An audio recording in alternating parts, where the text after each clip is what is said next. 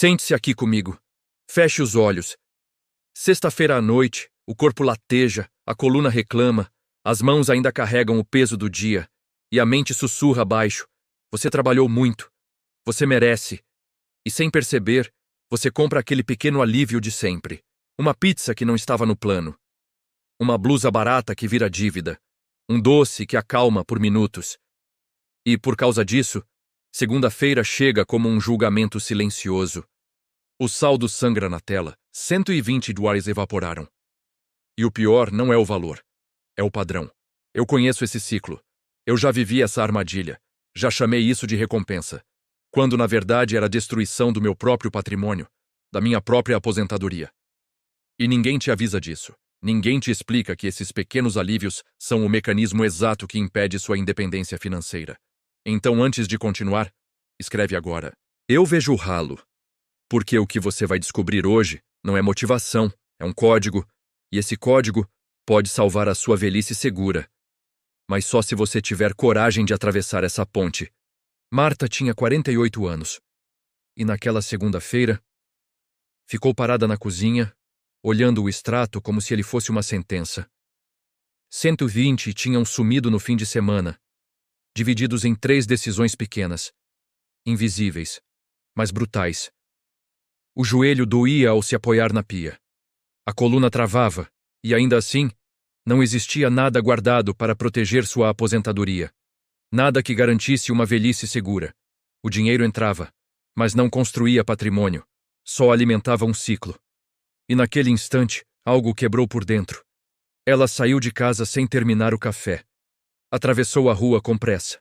E foi ali, diante de uma vitrine antiga, que o caminho mudou. Dentro daquele lugar silencioso, uma mulher de mãos calejadas organizava peças com uma calma estranha, como se o tempo não tocasse nela. Marta nem percebeu que falou em voz alta. Eu trabalho, e não saio do lugar. A mulher levantou os olhos devagar e respondeu sem pressa.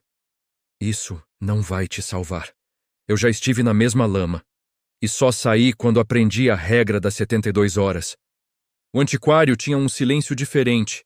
Não era vazio, era presença. Cada objeto parecia carregado de história, e Marta sentiu isso antes mesmo de entender. Dona Estela não se apressou, apenas continuou organizando uma peça de madeira antiga, como se cada gesto tivesse propósito. Até que falou, com voz mansa, mas definitiva. Você não está quebrada, e não é descontrole. Isso foi desenhado assim. Marta franziu a testa, cansada demais para entender. Estela, então, virou levemente. Os olhos firmes.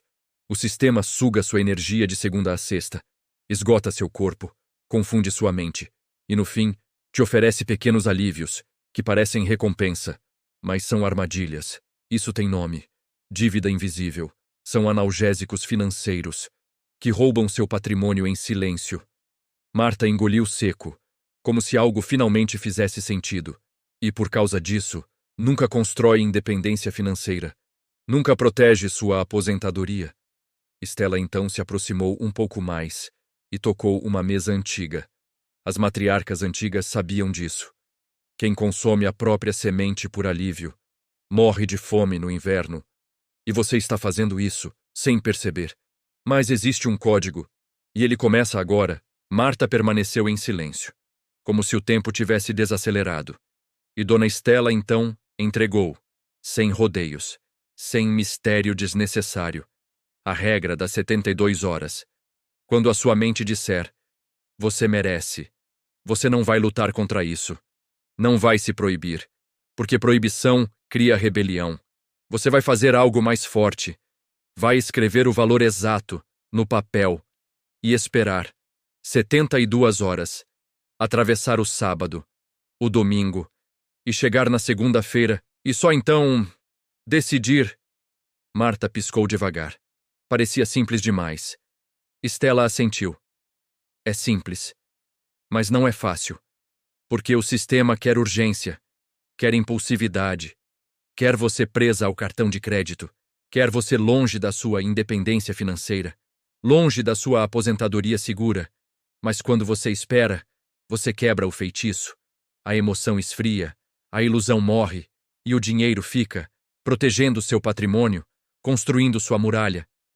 E existe um detalhe: nunca, em hipótese alguma, compre antes do tempo, porque é exatamente isso que sempre te destruiu. E se você obedecer, apenas por 3 ciclos, sua vida começa a mudar. Marta saiu daquele antiquário com algo estranho no peito. Não era esperança, era confronto, porque pela primeira vez, ela não podia mais fingir que não sabia. Naquela mesma sexta-feira, o cansaço voltou, como sempre voltava, a coluna pesando, a mente pedindo alívio, e então a voz apareceu de novo. Você merece.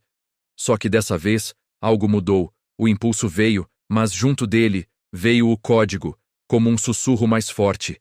Ela parou na frente da vitrine, exatamente como antes.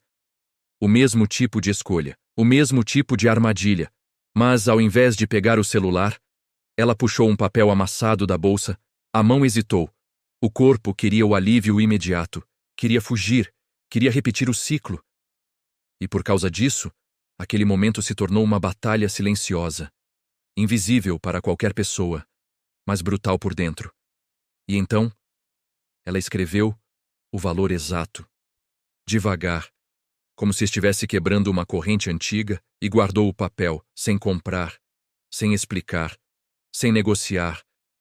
E naquele instante, algo pequeno aconteceu, mas perigoso para o sistema. Naquela noite, o silêncio pesou mais do que o normal. Não havia recompensa, não havia distração, apenas o vazio e o desconforto de não ter cedido. Marta se sentou na cozinha, olhando para o nada, como se algo estivesse faltando. E estava. Era o velho hábito, tentando sobreviver, e por causa disso, a mente começou a negociar. Só dessa vez. Só hoje.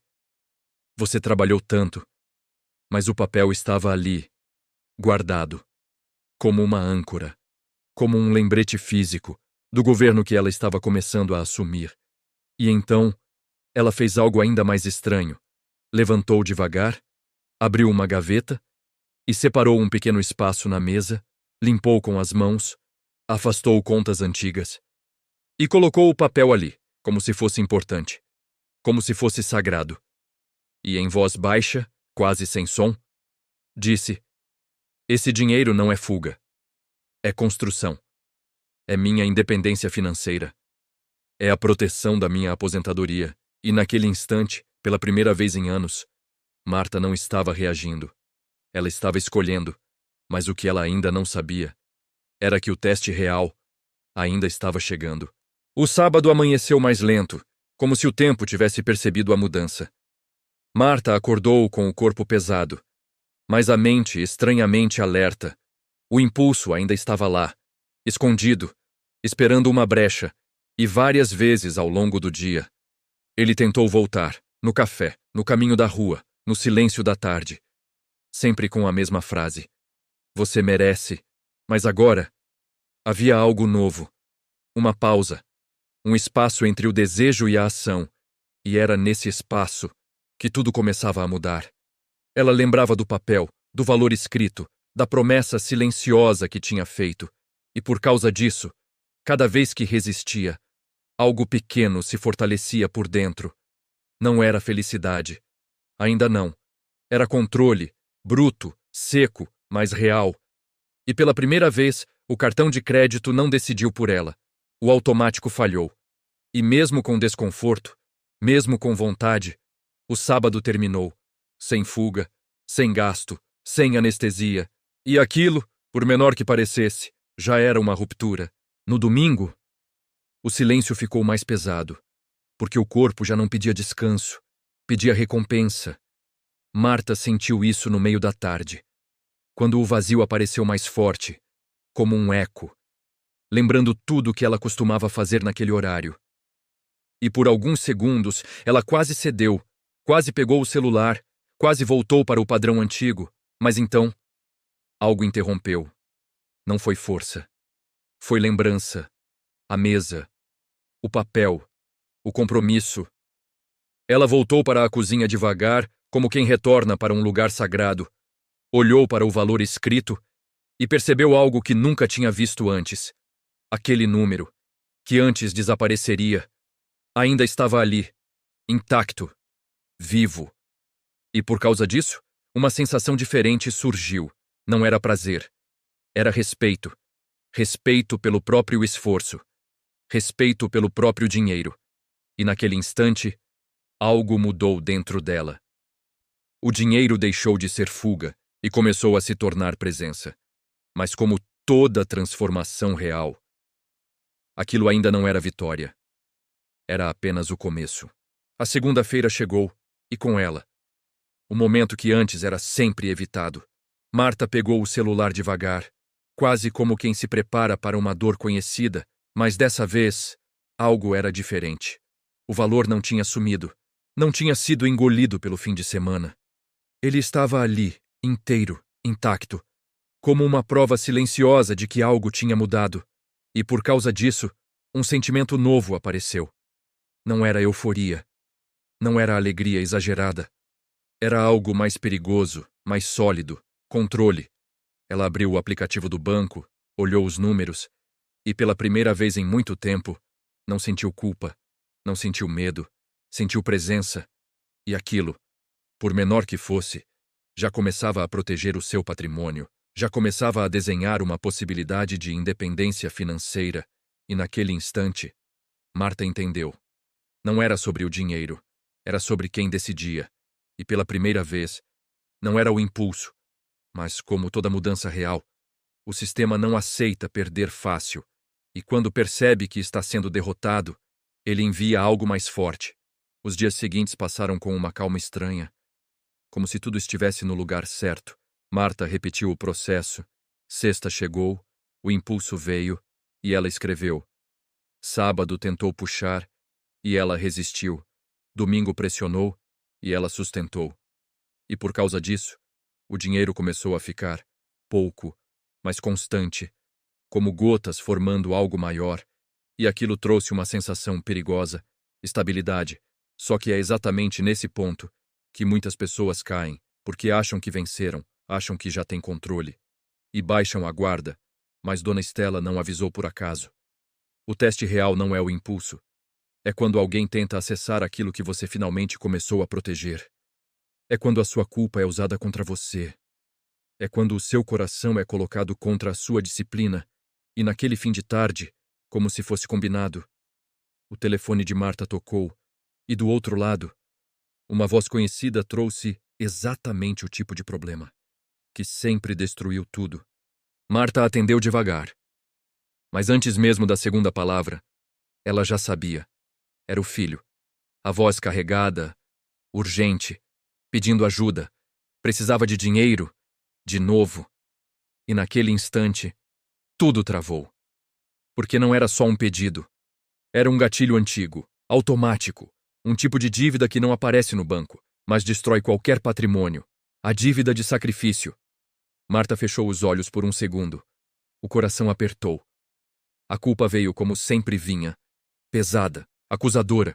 Você é mãe, você tem que ajudar, e por anos. Foi assim que ela perdeu tudo. Não por falta de trabalho, mas por não saber proteger o que construía, e do outro lado da linha, a pressão aumentava. Justificativas, urgência, emoção. Tudo empurrando ela para o mesmo erro. Mas dessa vez, havia algo entre o impulso e a ação. O código, a regra das 72 horas, e pela primeira vez, Marta percebeu. Ajudar sem limite não era amor, era destruição. E o silêncio que veio depois disso foi o mais difícil da vida dela.